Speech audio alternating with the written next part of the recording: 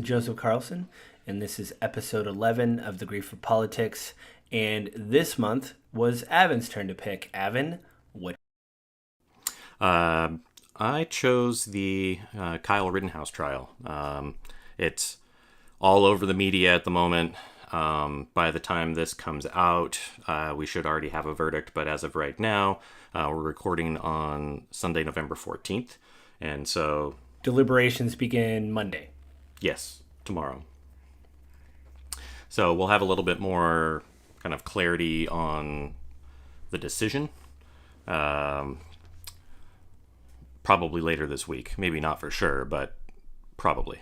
Also, this isn't the only high-profile case we have going on right now. So, right now we've got two super high-profile court cases going on. One is the Kyle Rittenhouse trial, and the other one is the trial for the murder of Ahmaud Arbery. I was listening to the radio the other day, and the commentator actually brought up, we shouldn't be calling it the Ahmaud Arbery case because he's the victim. We should be naming the ones on trial. But I can't remember their name because that's not what we're talking about in the media, and it's really unfortunate. The reason I chose Kyle Rittenhouse is because I see way more media on what's going on with Kyle Rittenhouse, and it's far more divisive, whereas Ahmaud Arbery, which was probably more tragic, isn't getting the same coverage, and I think that's because it's not as contentious. It's my perception. I mean, a lot of it comes down to political beliefs and things like that. I mean, we've talked about, how people feel on one way of the aisle or the other. Mm-hmm. How if you're a conservative, you feel one way, and if you're liberal, you feel another way. Agreed. So, it's going to be pretty contentious, I think.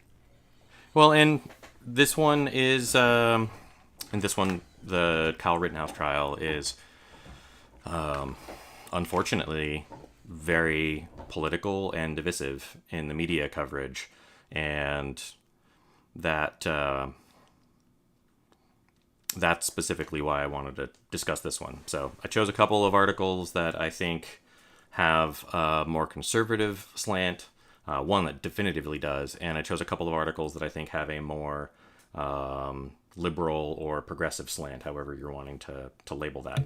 Was the Blaze article, was that the article that was more conservative? Is that the one you're talking about that you said was really... Yeah. I'm just saying. I mean, have you ever read an article from the Blaze that isn't written from a conservative slant? Not really. But, they've been known to be, I don't even know really where I'm going with that. I would just say that, yes, sometimes they're conservative mostly, and that's how they're, that's how they come down on certain issues. So, it's kind of by the book with this one, I think. So, yeah, I mean, we'll see when we get into it. When we get into reading the articles, how it goes. So, yeah. So, something I've been doing for a while now is whenever I read something along those lines, I'll dig a little bit deeper into it. And in this particular case, we'll just discuss the article. This was on Blaze Media, November 13th, written by Chris Enlow. And the article is titled, Liberal Law Professor Excoriates Prosecutors, Media Over Crash and Burn of Kyle Rittenhouse Trial. And to be fair, he's not the only one. I've seen quite a bit of media coverage on all sides of the aisle, really critical of the prosecutor in this case. Of which you and I briefly discussed yesterday. I don't think that's the controversial bit of what's going on here. So, if you go into the article, the quote liberal professor that they're talking about is Jonathan Turley, and he wrote a op-ed piece in USA Today. So when reading this, I went and read that op-ed piece, which I also linked as the second article, and that's the other one that I came into kind of as the other conservative view. And the reason I say that, the Blaze is calling him liberal, but I actually went back and did some research on. I read the whole piece that he wrote for USA Today. And then I also read kind of a background on Jonathan Turley. And from what I can see, he's more libertarian, which I consider to be a conservative slant in politics. The reason I say that is if you read through his history, he has written pieces in support of liberal and conservative politicians, and he's also written pieces in disagreement with liberal and conservative politicians. Well, I mean, anybody that would disagree, So, yeah, would be. I mean, so anyway, that's where we're at on that, and then, well, yeah, I mean, we can just kind of discuss the case here a little bit and go into it. So I went into the piece that he wrote, and it actually links back to all 6 charges, the actual charging documents of Kyle Rittenhouse. Thanks for that, because I couldn't find that. I only found the link. So from the charging documents, Good. He's assigned. He is being accused of first-degree reckless homicide, use of a dangerous weapon, first-degree recklessly endangering safety, use of a dangerous weapon, first-degree intentional homicide, use of a dangerous weapon, attempt first-degree intentional homicide, use of a dangerous weapon, first-degree recklessly endangering safety, use of a dangerous weapon, and possession of a dangerous weapon by a person under 18. Which, I mean, not knowing what that law is in Wisconsin. I think he did that at the time because he was 17. So. I'm not going to dig into the particulars of it, but I think that's a pretty obvious one since we're literally watching the video of that night. Yeah, I mean, he was 17 when that happened, so it kind of makes sense that would be at least one of the charges. So, yeah, there we go. So what else? And so a little bit of background on this. Most people should be aware, but if anyone isn't, on August 25th, 2020, Kyle Rittenhouse traveled from his hometown to Kenosha, Wisconsin. His hometown's not very far. It's literally right across the border, from what I understand. I haven't looked it up on a map. So on this one, I'll say I didn't deeply research it. But from what I understand, it's actually pretty close. He traveled to Kenosha because there was going to be a BLM protest, Black Lives Matter, related to the George Floyd case. And it had been going on all summer. I mean, all of us remember last summer, 2020 was it was pretty terrible. awful. It was pretty. Everybody remembers that. Yep. So he was going to go over and defend businesses from being looted and damaged.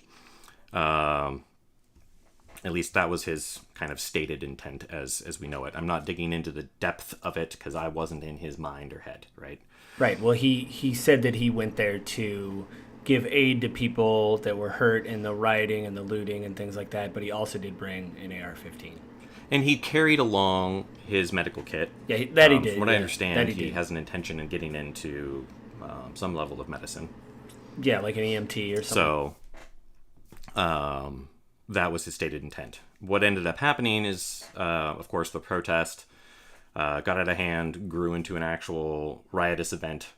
And there's background on why that happened, but it's not related to Kyle Rittenhouse. Eventually, at some point in time, 3 members of the now rioting group of people decide to attack Kyle. And from what I understand, there's a bit of background. There was an earlier incident where one of the attackers had confronted Kyle, but then that broke apart. And then later on, they saw him and came after him. And I believe it was because he was carrying the gun. the original confrontation. I believe was because he was carrying the gun. I think that's what I heard. I think that's in what defense I heard of the businesses, not Right. in support of the protest. Right, he was trying, protect property. The second incident is the one that we're all familiar with. You can go online and look up the Kyle Rittenhouse video, and it's about a minute and a half long, from what I understand, where like the whole series of events come down. Kyle is actually trying to leave the area, get away from the attackers. They are pursuing him. One of them comes in with a skateboard and swings and hits him with it, and then things escalate from there. He ends up shooting and killing 2 people and injuring the third. One of which, I only believe one of them was actually armed with a pistol. I might be wrong in that. No, I don't think you're wrong. I mean, that sounds about right. I think that's everything. I think that's... Does my recount seem accurate to you? Am I missing anything? No, I think the only thing that I thought was interesting about the whole thing is we'll probably get into it obviously later, but there has been a lot of focus on the judge in the case and maybe some of the things that he said or did, or it just seems very odd in such a high profile case. Again, maybe we'll talk about it later about the judge. Yeah, I mean, and definitely in that case, there's a lot written on the judge and the prosecutor, in particular, which has been really odd. Yeah, I mean, I don't want to poke holes in, people's arguments, because I mean, I'm obviously not a lawyer. That's not what I... Well, I hope you don't poke holes in people. I mean, Okay. that's usually how they die. Okay. Unless right. you're doing earrings. All right. Okay. Well, no, I'm just saying that I think that it's just... I think that the more and more this goes on, I'm focusing more on the judge, because it seems like there's a lot of stuff that came out about how the judge may or may not have treated Mr. Rittenhouse, and how he treated the the defense or the prosecution, stuff like that. How he, apparently he, what was the first thing? Like he wanted, he didn't want to use the word victims for the people that actually lost their lives, because he said it was loaded language.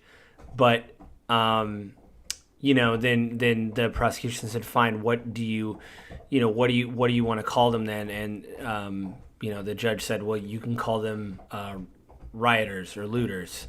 And then the prosecutor rightly said, "Well, that's loaded language as well if you say that."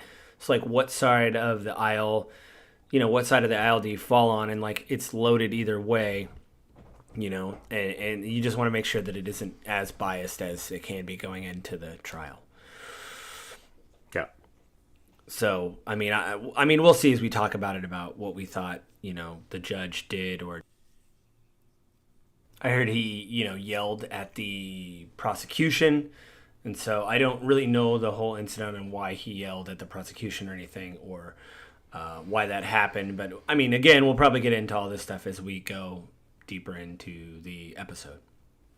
Yeah, with more background, the judge yelling at the prosecutor doesn't seem as bad. I mean, but it's not the first time either that he's had to correct the prosecutor or redirect the prosecutor. And in fact, in this sequence, there was 2 corrections that kind of happened back to back. I watched the video of it, and the prosecutor starts out with asking Kyle about a statement he'd made several months earlier, and that piece of evidence, or part of the conversation that the judge, the prosecutor, and the defense attorney had discussed, was to be excluded from the trial. Yeah, and I mean, he brought it up anyway, and he shouldn't have... Prosecutor brought it up anyway, and the judge kind of ripped into him a little bit, because it wasn't supposed to be discussed in front of the jury. Right, yeah. It wasn't, there was something inadmissible or whatever it was. Correct. We should probably talk about the article a little bit more, because we did get some articles to read into this, so we should probably talk about Turley and how he feels about the situation. I think it was a pretty measured article from the Blaze. So why don't do you want to read it, or actually you should probably read it because you did, this was your topic. I found it a really interesting article, and his kind of review of everything was really it was good. It was a good take on what he had to say about the trial, and I think it is a good article. So related to this, if you go into it, I've already forgotten his name. Turley, the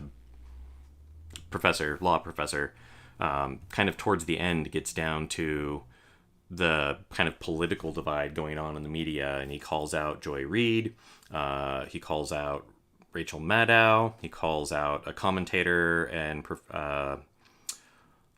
another law professor, Paul Butler, for some comments that have been made, and how they're coming down on this case from a political and kind of a media viewpoint, spinning a narrative, and he gets pretty critical of that. If you get towards the end, he says, many of the media rightly criticized those who encouraged riots on January 6th with unsupported claims of electoral fraud. However, some of those in the same media figures offer distorted accounts of this trial. The narrative can overwhelm the facts. Moreover, if left uninformed of the real legal deficiencies in the case, the narrative is likely to control the response of any failure to convict. These protests are part of a larger debate on racism in our country. However, this trial is about the actions of one individual, not society. These actions are increasingly favoring acquittal on the most serious charges. So kind of what he's getting at, and earlier he kind of hints at, is that because the narrative of the media is coming from one angle, he's predicting that when Kyle gets acquitted, because that seems to be the direction of the trial, and likely the only charge that's going to stick is probably the possession of a weapon by a minor, because it's irrefutable. The city of Kenosha will start seeing more riots and protests again. Yeah, I think they said they were going to bring the National Guard in after the trial, so that way, if to stop if there was going to be any unrest or anything. Correct. Yeah. Which is extremely unfortunate. Like, I read an article earlier in the week. I didn't link to it because it was like 3 paragraphs or something. But Bill Ackerman, the investment billionaire, actually came out and made some comments about how him and his wife have actually been watching the trial, and both of their opinions of Kyle have changed because what they had been consuming in media had spun a different story about who Kyle is and was and what happened. And now they're getting a different viewpoint of the events that happened and are more sympathetic towards Kyle. Yeah, I mean, I don't want to say that I'm unsympathetic. I think it is. I think I'll say this, and this has been, I don't know, I've been reading around the edges of this, and this is kind of the main point. If there was rioting going on and the businesses were empty, and if glass had been broken out, I'm not saying rioting is good, but property. I'm a fan. I mean, ultimately, it's the Well, I mean, ultimately, I think it's the judge, that will have to.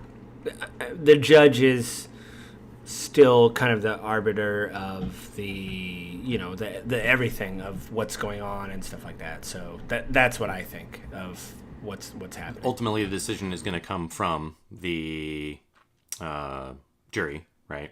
But the judge is setting sort of the stage and creating the framework with which they're perceiving the defense arguments and the prosecutorial arguments. The situation that he's creating here kind of brings question to his ability to sit and judge over a situation like this, because this is the world we live in, right? Like, well, I remember hearing he's like one of the oldest judges. He's the longest serving judge in Wisconsin. Yeah, great. Well, I mean, that's I mean, that's going to affect the case. I don't want to be ageist. Or It wasn't. I saw it somewhere else. He's not allowing people. The thing is I don't know Zoom, on the iPad or whatever. Pinch to zoom in this particular case makes that big of a difference. I understand. I mean, it's pretty it weird. Brings the judges that would. It's just weird. Knowledge of. I mean, you work in IT, and it's not like everybody can understand the internet all the time. But the fact that this is some simple thing that we have, embraced in our lives that is difficult for him to understand. That he's saying something about it, adding images, and needs to get someone there wants to get a witness there to, basically refute that and all that. I mean, to me, that just seems pretty nuts that you would feel that, you need some kind of witness to say that the iPad image isn't adding an image, So it's just, it's really weird to me that would happen. I understand the argument that was made. I understand the perception that he has from how the argument was presented and what he was told, especially if you don't understand tech. Because the argument was the AI in an iPhone or an iPad or in another device,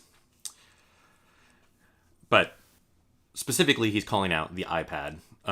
The AI will enhance the image as you zoom in to make it look cleaner. I personally have never experienced that as I zoom in on an image on my phone or an iPad. I find that the more you zoom in, the more grainy and pixelated it gets.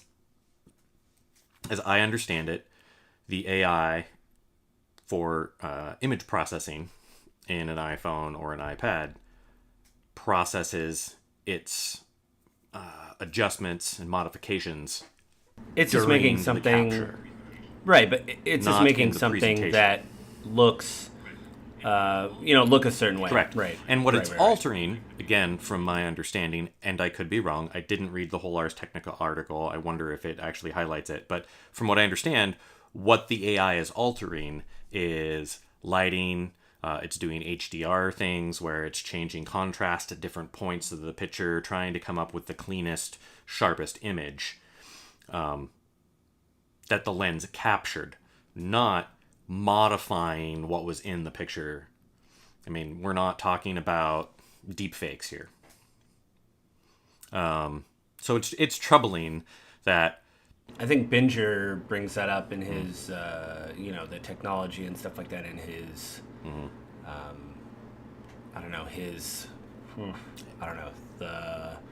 his argument, basically. Is it Binger or Binger? I want to say Binger. Yes, it's that. Anyway, he goes on to state in the article, that one thing I'll say about him that I think is strange is that, he says that this isn't a indictment on society, but 3 court cases is how we litigate society, like Roe versus Wade was, one person versus the state or whatever. I'm being very general, but it's like these are how we get rights and do things. And so I don't like the idea of him saying, oh, this is this is only about this one person in the trial. And I think I don't think that's really true. I mean, again, that's how we get precedent is one person sues somebody else about something to I'm getting ahead of myself. Basically, the judge in the case wanted there to be an expert basically to talk about the image being added, or he wanted somebody like a forensic somebody or other to come and talk about if the image was adding, if zooming the image was adding something like that. Expert. Right, an expert, you're right. Someone to... He asked him to get an expert. He gives him a limited amount of time to do it. Right. I do agree it is the prosecution's responsibility to make their case. Yeah, I still think that this line of argument is a bit preposterous. Yeah, it's just one of the things of he has to stand up there in front of people and, the pictures show him showing his phone, to the general public, trying to say, no, this is what happens. This is what this is. It's just really strange to me that we're in a time and place where he has to do that.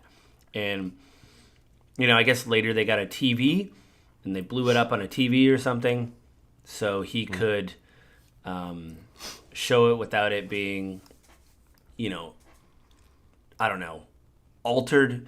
But still, that raises a question. If you blow it up, you're altering it. Like, there's just a lot of things, that are, I don't know. There's just a lot of stuff in there that is troubling, I think. There's a few other things that are brought up, too. One of the articles I linked was an article from Newsweek, and it was published on 11/12. It's titled "Anger Over Kyle Rittenhouse Trial Judge Grows After Week of Controversies," written by Ewan Palmer. And it brings up a lot of stuff that he says. At one point in time, apparently, the judge says, in a comment about breaking for lunch, "Let's hope for 1 o'clock. I hope the Asian food isn't on one of those boats in Long Beach Harbor," referencing LA, where all the boats are backed up. I mean, this is a weird comment. Right? Kind of a weird comment. Yeah, but I don't think it's, the media jumped on it and said it was racist. I think that is even a stretch. I just think it's just a really, I don't know, like you and I. So in the article, they share a tweet. I don't know who Michelle Dauber is. I'm sure she's probably more prevalent. She's a Stanford professor. The biased judge in the Rittenhouse trial just made a thinly veiled anti-Asian comment. When asked when lunch was coming, he said, in the previous quote, and then she follows the quote up with, "Because all Asian food comes from China, like the boats. Ha ha, what a bigot." No, I think that's a stretch. I mean, I don't think that is. I mean, I don't think he's a bigot. To me, that whole comment to him being 75 years old. Right, he's just an old man. It's like, if you or I get Asian food, quote unquote, we know where we're getting it from. We're getting it from, we're getting Thai food, we're getting Chinese food, we're getting Japanese food. We would say like we're going for Japanese, or whatever your example is. We would give an example, but it just seems a thing with age that like they don't know that or need to know that or something like that. So, I mean, yeah, what Chinese food. Yeah, Asian food. Yeah, Thai food, we would say Japanese food. Yep. Yeah, we would say what we wanted. We wouldn't just spitball it and be like, well, I don't know, we're getting something. It doesn't make any sense. So, yeah, I think again this is just a stretch. If you're waiting for your food to come from China, I hate if it's going to be on a boat. I mean, I have to tell you, it might be a bit cold going to wherever it's going. So that's not. Yeah, it's got a long way to travel from LA to Wisconsin. Yeah, so, just go to somewhere and get the food in a neighborhood that you can go to. One of the other kind of controversial things, Thursday, the 11th was Veterans Day. And so... Is this the Veterans Day thing? Yep. Yeah. So he announces, "Hey, it's Veterans Day. Are there any veterans here?" And asks veterans to stand up. And I think the only one that stood up, and I might be remembering this wrong, but I think the only one that stood up was the defense team's first witness, and then asked everyone to applaud him. And so the comment they make is, Rittenhouse jurors gave the first defense witness Thursday a round of applause. So, it's just kind of odd. And then from there, you have the ringtone thing. Yeah, wasn't that like Trump's ringtone from a rally or something like that? Apparently, it's a ringtone, or the ringtone he did was, I don't know. "God Bless the USA," written yes. by Lee Greenwood in 1984, performed by... I mean, I don't know. I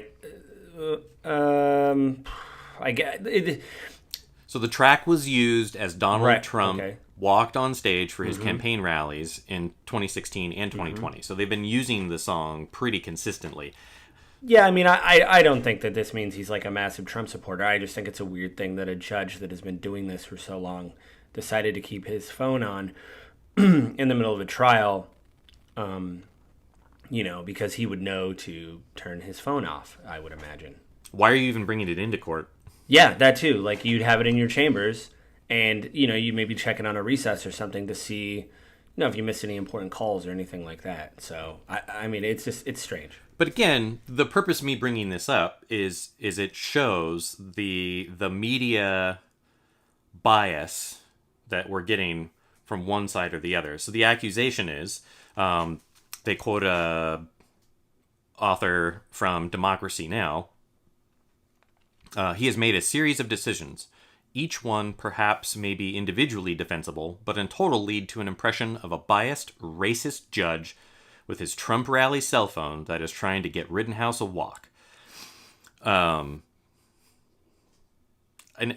this is super common. As I told you the other day when I talked about, like, hey, do you want to do this as a topic? I think I mentioned that I've got friends, again, I kind of sit in the middle a lot of the time with who I associate with. So I have very conservative friends and very liberal friends. We've discussed this many times on the show. And my liberal friends are like, there's no way he's getting off. This kid's going to jail, or needs to go to jail. And then my conservative friends are like, how could you prosecute this? This was clearly self-defense. And when you start looking out in conservative media, there's definitely people that are kind of lauding Kyle Rittenhouse as a patriot and a hero. And the other side of the argument is kind of setting him up as a villain. Again... Well, I mean, I think the whole thing's really tragic. I like you being in the middle. Yeah. I mean... the idea that that I know of, most EMTs don't pack weapons going in. They would just bring their medical kit, and so to me, by him bringing that would heighten the situation. I'm not gonna sit here and condone rioting or looting, but it's just odd to me that he would feel that he needed to, I don't know, represent himself in that way. Or there's a big difference, again, between giving aid and harming people. And bringing a gun, I think, kind of sends, obviously, the wrong message to the people you're helping or whatever. Well, I mean, his stated intent was to help people that were injured and to defend the businesses. So, if he was only going to aid injured people, he would probably have only brought his kit. But because he had another side of it, I would say a couple of things in response to that. One, no, most paramedics don't carry when they're at work. However, there are neighborhoods in Seattle where paramedics and fire departments won't go without a police escort because it's too dangerous for them. In defense of Kyle in this case, I think the events of the night show bringing a gun was probably the only thing that saved his life. However, bringing a gun was probably also the main impetus for the actual assault and threat to his life. So it kind of goes back and forth. It was a clearly very dangerous situation. At the end of the video showing what happened with Kyle and the attackers, we see him walking out with his hands up, surrendering to police. The police don't stop him. They don't ask him to stop. The police walk right by him and keep going. And a commentary I saw on that is, because he had clearly surrendered and was leaving the area, the police didn't stop him because there was still multiple gunshots going on in the background and still an active riot in the area. So it was a clearly very dangerous place. He probably should never have gone to at all. I think it was very poor judgment on his behalf. But I personally, and this is my opinion on it, I watched that video and I think this kid made some really poor decisions. However, I also think that he fired his weapon in self-defense. I don't think the endangering other people is going to stick because Wisconsin has a very strong self-defense law. I mean, it could be because he was maybe firing into a crowd. I don't know. Endangering other people is probably going to get waived or forgotten because he didn't actually fire his weapon until he was being attacked and assaulted. And at that point, he was fighting for his life. So that endangerment of other people is probably going to be pretty defensible. I mean, yeah. But also, he did maybe. Yeah, I mean, there was self-defense. I mean, maybe it was because he discharged a firearm. Like he had to be incredibly skilled with the firearm. I don't know. Firing into a public place seems somewhat dangerous, so that may be part of why he gets a charge. And actually, one of my friends even made the comment that he actually showed that he was quite skilled with the weapon because he managed to hit only his targets and no one else.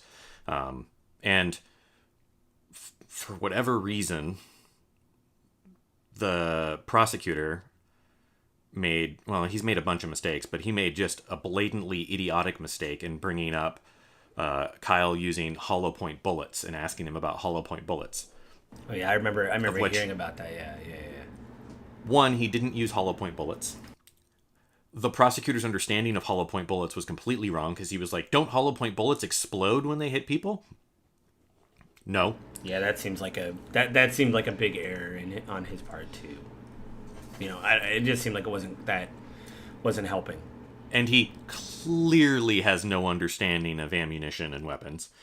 However, a hollow point bullet in this situation would have actually been better because the purpose of a hollow point bullet is to transfer the energy from the bullet to the body. So the bullet hits and then it spreads out. And then that means that it slows the bullet down actually in the body, and the likelihood of over-penetration and hitting a second body is a lot lower. So, I mean, it would have been better. Correct. Right. Although Kyle is using an AR-15 in super short range with full metal jacket bullets, meaning the likelihood for that bullet to remain intact as it travels through the body is a lot higher. And still, no one behind any of the people he shot, I'm going to go super neutral on victims and or attackers. The people that were shot, I'm sure, had overpenetration, and no one behind them was hit. So the comment from my friend was, my friend thought that Kyle showed very high aptitude and skill with that weapon, because in that time he managed to control himself enough. He didn't go wild just firing bullets everywhere in defense. He only fired at the assailants and only hit the assailants. You know, we always talk about this being podcast being about grief and everything, and I just want to read Rittenhouse 18 has pleaded not guilty to 6 charges, including first-degree intentional homicide, first-degree reckless homicide, and first-degree attempted intentional homicide. Mm-hmm. He killed Joseph Rosenbaum, 36, and Anthony Huber, 26, and wounded Gage and Groszczyk, 27, when he shot them with a military-style assault rifle during nighttime protests in August 2020 after a white police officer shot a local black man, Jacob Blake, in the back and gravely wounded him. So, you know, this isn't about... this wasn't about the George Floyd thing. So... Oh, that's right. It wasn't a George Floyd BLM protest. It was the Jacob Black one. Yeah, I just wanted to give context to, you know, that. I mean, obviously, and talk about the victims, you know, so. Yeah, and the officer was saying that Jacob Black was reaching for a knife, and that's separate from this, but that was the trigger for the protest and the riot. Yeah, I just wanted to, you know, give context because we do talk about grief and everything in this, and connecting it back to politics and grief, and just actually say, you know, the victims' names. Yep. Yeah. I appreciate that. Right. You know, because we try to do that. That's the whole point of the podcast, is to make sure that, you know, there's things, make an account of stuff and things like that. So, yeah, just to give people context for why this is important. And it could have national ramifications for self-defense and things like that. So we don't know where this is going to go. Well, and I've seen quite a few people mocking Kyle for crying on the stand. I've seen quite a few people calling it out as fake, crocodile tears, other things along those lines. But, I watch that and I see a kid who is permanently scarred from that incident. I watch it and I see a 17-year-old kid who took the lives of two other people at super close range. He had to watch them die.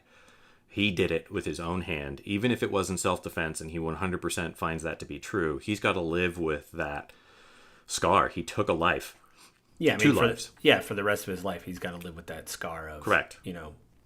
What happened. But even accepted or not, you hear of officers of the law, police officers that take lives, that carry this weight, and it impacts them for the rest of their lives. You hear of soldiers who are in combat killing the people that were attacking them, having to deal with this weight of taking another life. Like, it is a big deal for most people, and you don't get sensitive to it until it's something that you're surrounded with. So another commentator, again, on the radio brought up, someone else on social media, one of my friends, posted a comment of, everyone keeps referring to Kyle as this kid after he cries on the stage, but, like, what about,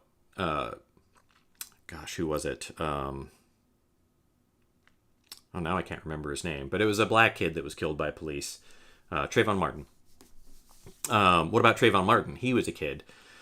I think they're extremely different situations. And I think Trayvon Martin is no longer around to tell his side of the story. There's no account. At least Kyle Rittenhouse is here too. But the narrative for Trayvon Martin wasn't, hey, he was a kid. It was, he was a thug. Right? Right. And this highlights terrible, kind of the problems in our society, right? Like, this individual case, we have to measure on the merits of this individual case, not on the social ills of our country, the disparities in our country. Kyle Rittenhouse is on trial for this specific incident and this specific incident only, and it's not right for us to put all of the years of bias and racism, segregation, like all of the problems historically in our country and race relations on this kid for justice. Yeah, but I mean, like I said again, this is how society changes. These incremental cases that leads to monumental decisions. So I understand his thesis or whatever in that article about we can't put a man on trial for society, but we change society by putting men on trial. And so that's how we change. I agree with you on that. The point that I was making is that this case has to be tried for this situation on the merits of its evidence. Right. But if you look at this particular case, the crime isn't that Kyle's going to get off. The crime is that so many young black men or black adults don't get off based off of these situations. Or possibly... Like, the law isn't being applied evenly. Right. Or they wouldn't be, they wouldn't be given the same leeway with how the situation turned out. And it's not to say that Kyle Rittenhouse's outcome should be worse, but to say Kyle Rittenhouse's outcome should be the outcome for a lot of these other situations. It should be equal outcomes. It's not. Yeah, it should be an equal outcome based on the situation, not this is an exception to the rule because of his skin color or his social standing, that everybody should be judged equally for, the crimes they've committed. So that, I think, is the thing that most people are pointing to during the trial, Again, back to my kind of earlier statement, I think I watch this and I see a kid, and I will say that, and I will also say Trayvon Martin was a kid, as well as many other that we've had in the last couple of years. I see a kid who is going to be carrying the guilt of this, the pain of this, the injury of this for the rest of his life. I think it will be very difficult for him because he's going to find in conservative circles that he's lauded, and that's going to be difficult for him because every time he gets lauded as a hero, he's going to have to remember what happened. I mean, we don't have the verdict yet, so we don't know how everything's going to shake out. And also, is he going to embrace being a hero, or is he going to, recoil back And Yeah, we'll really see where it goes, right? I see, because he may not. He may walk away and actually really embrace that, and that would be very disappointing and disturbing. Although it might be a coping mechanism, we'll never know. Again, we're not in his head. And then he's also going to have to be deal with anywhere on the opposite end of the argument that thinks he should be sent to prison for this, hating him and attacking him for the rest of his life. He's going to carry both sides of this spectrum forever. From the video and the arguments that I have read and seen from this case, I think he made a very poor decision. Like you said, he injected himself into an inflammatory incident when he shouldn't have. I think at 17 years of age, he had no clue how out of hand it could get. And I think, yeah. No, I'm just saying that I think for me, listening to everything, it's the idea that, again, if everybody had evacuated, if the people had evacuated the businesses and things are getting burned and looted and rioted, property can be rebuilt, but you can't bring people back to life. And so for him to insert himself in this situation, I think was incredibly foolish. And, he brought a gun, which is also very bad. And And the ultimate conclusion of this, what he's on trial for, is did he murder Joseph Rosenbaum and Anthony Huber? Or did they die in his act of self-defense? And was the killing justified?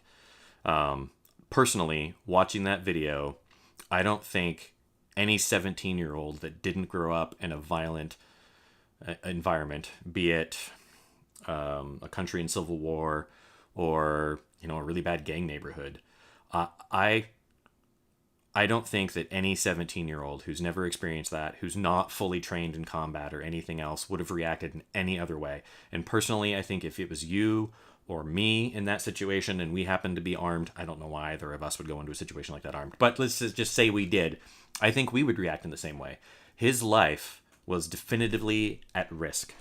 And Grosskreutz, Gage, the one that was still alive but had his arm shot, I heard that like his bicep was basically completely gone, like 80% of it. Even he, on the stand, when asked, said that Kyle didn't shoot him until he raised his gun and pointed it at Kyle. Right, and apparently, that didn't help the prosecution. Yeah, apparently. The prosecution asked that question. Yeah. Oh, I mean, the prosecutor in this case... not good. All around, I think the prosecutor is not making this, easy for, it's not an easy case. So. Oh, man, this prosecutor is going to get torn apart in the media after the case. He's going to get blamed for, it will all be his fault in liberal media if Kyle is acquitted. Period. Right, everything's going to get blamed on him. Well, the judge is obviously going to take some blame as well. The judge is going to take some flack, too, if he's acquitted. Maybe retire early, something like that. I wouldn't be surprised if he gets kind of forced into it, because there's a lot of really embarrassing things coming out about him right now. This is being watched. Yeah, he could have his money, too, and, he's probably got savings, and he's just going to be like, okay, we're good, we're fine. I don't know. But, most judges, and I don't know in Kenosha, but most judges are elected. So, oh, good. Good, that'll be good. Unless I heard in this, I couldn't confirm it, but I heard that he ran unopposed. So, yeah. So, like anything in the world, if no one's around and no one's around and you're running unopposed, then you kind of, that's kind of how you win. Mm-hmm. So, yeah, I guess he got really lucky, running unopposed. So, particularly when it comes to primary time. Oh, yeah. All that kind of stuff is... So ultimately, like my personal cut out opinion a on little bit, this, sorry. I think the judge hasn't done himself any favors. The prosecutor, I'd be surprised if he's allowed to stay in law. I mean, he's just done some idiotic things. Then again, he's a lawyer. Maybe he can make his own case when that stuff comes up. Yeah, that'll be weird to see if there's any kind of weird legal repercussions for what's going on, you know? What happened. The ultimate situation, I believe personally that Kyle will be found innocent of all but the carrying a weapon as a minor. The problem with that is it's a misdemeanor. And I'm not saying it's a problem from the perspective of he should get more.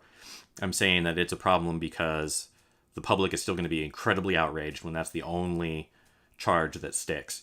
Because it's a misdemeanor, and I think the maximum sentence outside of fines is 9 months in prison. And I don't think he'll get time when it comes to sentencing. Yeah, I mean, he'll probably get probation or something. I wouldn't be surprised. Probation and a fine. Right. Yep.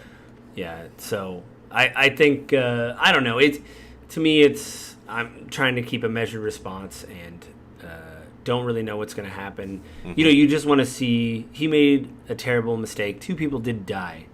You want there to be some kind of justice or some kind of, I don't know. I mean, you want there to be some punishment, right? If you commit a crime, you want there to be some kind of punishment. And if he's, if he committed a crime, then I guess, I don't know. I just want you want something to come of it, too. You don't want the rioting and all that stuff to happen as well.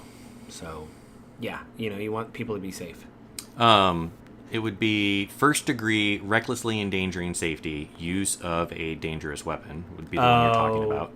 Yeah, that was the roundabout way of me trying to read through this. The count is the above named defendant on or about Tuesday, August 25th, 2020, in the city of Kenosha, Kenosha County, Wisconsin, did recklessly endanger the safety of an unknown male under circumstances which show utter disregard for human life, contrary to sections blah, blah, blah, blah, blah. This is a Class F felony, and upon conviction may be fined not more than $25,000 or imprisoned not more than 12 years and 6 months, or both. And further invoking the provision blah, blah, blah, blah, because the defendant committed this offense while using a dangerous weapon, the maximum term or imprisonment for the felony may be increased by not more than 5 years. So, if they made that stick, there might be a less calm situation or a more calm response from public. I think the only thing that's really going to honestly stick is going to be possession of a dangerous weapon by a person under 18. And that's my own personal opinion. Yeah, that sounds right. I mean, I think that's what's going to happen. And I personally agree with that. I personally watch this video and I see someone who is defending their lives. These people wanted to kill him. And there was witnesses from the stand who reported that, Joseph, I can't remember his... Rosenbaum? What's it? Yeah, Joseph Rosenbaum? Yeah. Flat out said, I'm going to kill him earlier in the evening. Right. Because they'd already had a confrontation elsewhere. Oh, yeah, I didn't so actually hear that. There's that. He'd already been hit in the head with the kid, or by the guy with the skateboard. I don't remember who that was. And then a gun was pulled on him. I personally think that that's how I would have reacted in that situation. No, I'm not happy that those 2 guys died. It shouldn't have happened. There shouldn't have been those deaths. But the ultimate conclusion of it, what the trial is about, I don't think it was murder. I think it was self-defense. And I think that it will haunt him for the rest of his life. Okay, so yeah, I mean, that's your thoughts. I think we kind of feel the same about what took place and what happened. And so I guess this isn't something where we oppose one another. I guess right now we're just kind of agreeing that it was a tragic situation and it shouldn't have happened. And so I guess I would like to say that I guess next month is my choice. So I have 2 choices, Avin, and I'll let you pick. So you can either pick climate change or you can pick cancel culture. So you let me know, because I've been reading a lot about both and I want to talk about both. So out of those 2, which of those do you think we should cover. Avin, I'm turning it over to you. Ooh. Yeah, right? It could be you. You get to pick. So you let me know out of those two which one you would rather do, cancel culture or climate change. And what say you, sir? I think I would lean more towards climate change. The cancel culture thing is pervasive for the last few years in coverage. But right now, climate change, there's been a couple of pretty big pieces of news with the COP26 going on right now. There was that big UN report that happened a month ago, 2 months ago, something like that. I don't know, man. It's 2021. It's been going super fast. That report might have come out like in January. It could have come out like last week. It could have come out like 7 years ago. Yeah. But yeah, you've got the UN report, and then you've got COP26 going on right now, and some very interesting and big things have come out in the news media. So I think that would probably be a good one to discuss. Okay, so we'll do climate change. By the way, you're wrong. Yeah, whatever side I take, I'm wrong. Yep. Okay. Cool. I'm glad that we're reaching that. Anyway, before we go, Avin, is there anything that you would like to plug? I don't know. This is normally the show where we plug stuff and stuff like that. Like, what are you working on? What do you want to shout out so people are aware of it? You know, the normal stuff we do at the end of the episode. What do you want to talk about? What do you want to promote? What are you doing, Avin? How are you doing? That's what I want to know. What are you doing? Well, of course, like I always do, my other business, youragentguide.com. I operate this business as a real estate agent here in Snohomish County if you need a real estate agent. But more specifically, I wanted to help people find professional real estate agents.